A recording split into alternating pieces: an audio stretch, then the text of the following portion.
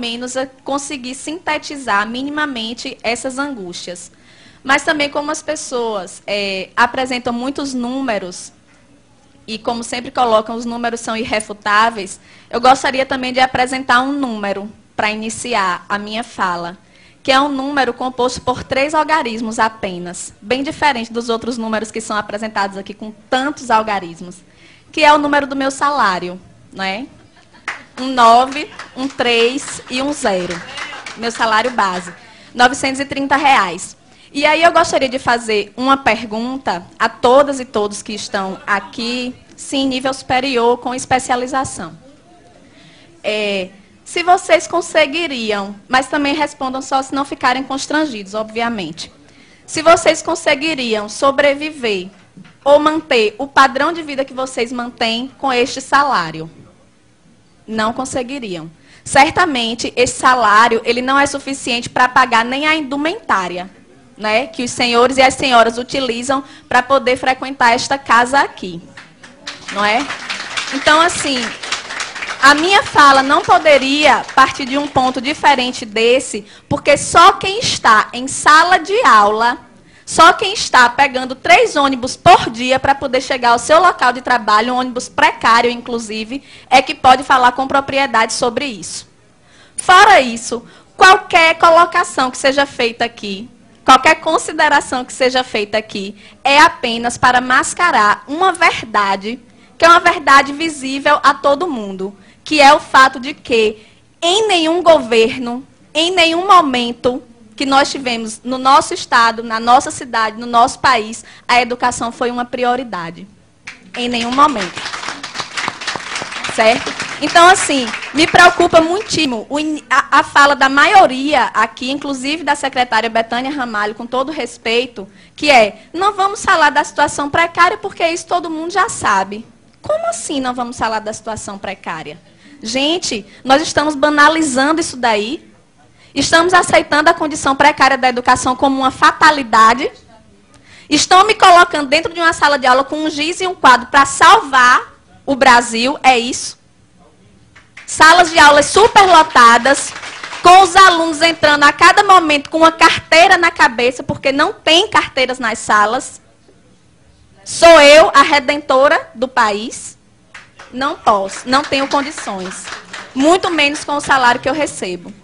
Tá certo? A secretária disse ainda que nós não podemos ser imediatistas, ver apenas a condição imediata, precisamos pensar a longo prazo, mas a minha necessidade de alimentação é imediata.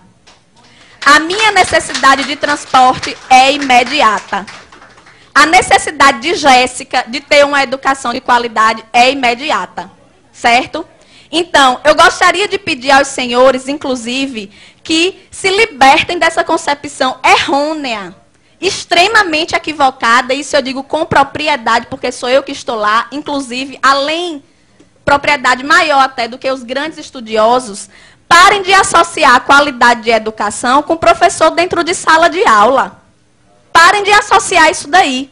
Porque não tem como você ter qualidade em educação com professores 3 horários em sala de aula. Certo? Porque é assim que os professores multiplicam os 930.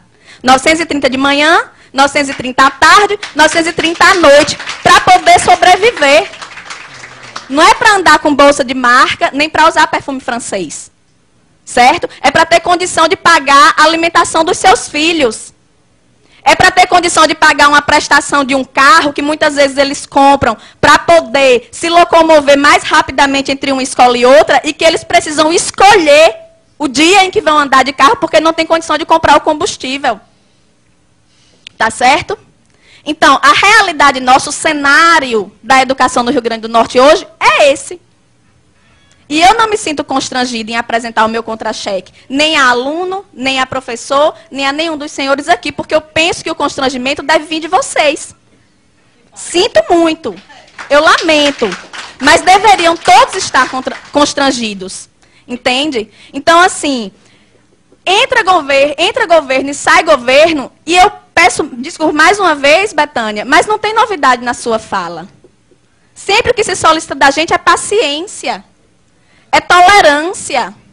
E eu tenho colegas que estão aguardando pacientemente há 15 anos, há 20 anos, por uma promoção horizontal.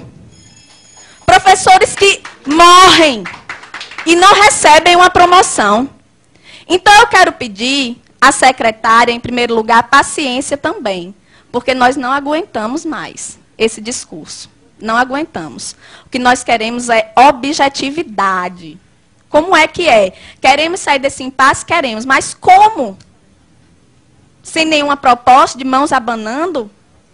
Voltar mais uma vez desmoralizado para a sala de aula, para o aluno dizer, professor, a gente ficou aqui sem ter aula e só isso. Vocês receberam R$20, R$30, dão risada.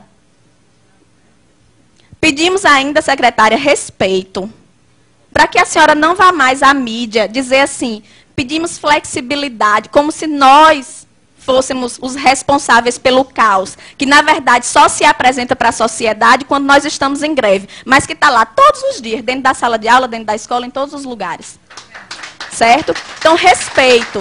Não se refira à nossa categoria dessa forma, não se refira. Nem se refira apenas como se fosse a direção do Síndico que está querendo fazer essa greve. Não é não, é 90% da categoria. 90% da categoria no estado inteiro, nos interiores, aqui na capital. Certo? Pedimos aos deputados apoio.